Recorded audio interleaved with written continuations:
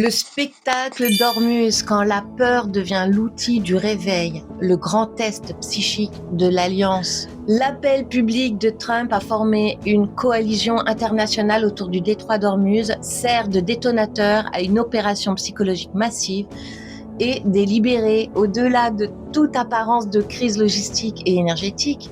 Cet événement est conçu pour plonger la conscience collective dans un tourbillon émotionnel contrôlé, afin d'accélérer le craquement des anciens conditionnements mentaux, à une échelle jamais atteinte. Dès les premières minutes suivant l'annonce, les réseaux sociaux se transforment en un immense miroir fracturé de la psyché humaine. Les réactions explosent en une myriade de narratifs contradictoires et viscéraux. Trump est instantanément catalogué comme sociopathe incontrôlable ou irresponsable suicidaire ou marionnette d'intérêts occultes ou dangereux stratège. Chaque individu choisit son camp avec une intensité presque instinctive. Haine, peur, panique, mépris, sarcastique, défense fanatique. Cette polarisation ultra rapide n'est pas un accident. Elle est l'effet recherché. Elle enferme les consciences dans une dualité binaire, épuisante, où l'émotion brute étouffe toute possibilité d'observation neutre et lucide. Ce chaos narratif n'est pas spontané. Il est orchestré avec précision par Trump et l'alliance qu'il représente.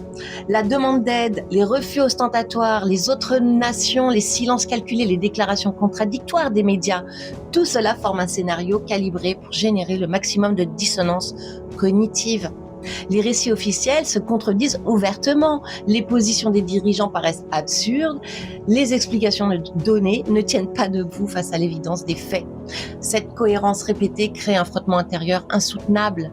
L'esprit commence à sentir que quelque chose cloche, même s'il ne sait pas encore quoi exactement. C'est précisément dans cette figure que s'engouffre le processus de déconditionnement. Chaque vague d'anxiété, chaque pic de colère, chaque moment de doute ou de fatigue face au spectacle incessant agit comme un marteau qui frappe sur les chaînes mentales accumulées depuis des générations.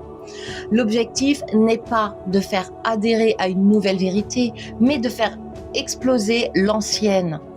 Plus les gens réagissent, qu'ils hurlent, qu'ils se moquent, qu'ils cherchent frénétiquement des contre-narratifs, qu'ils se polarisent encore plus fort, plus ils alimentent eux-mêmes la machine de déformatage.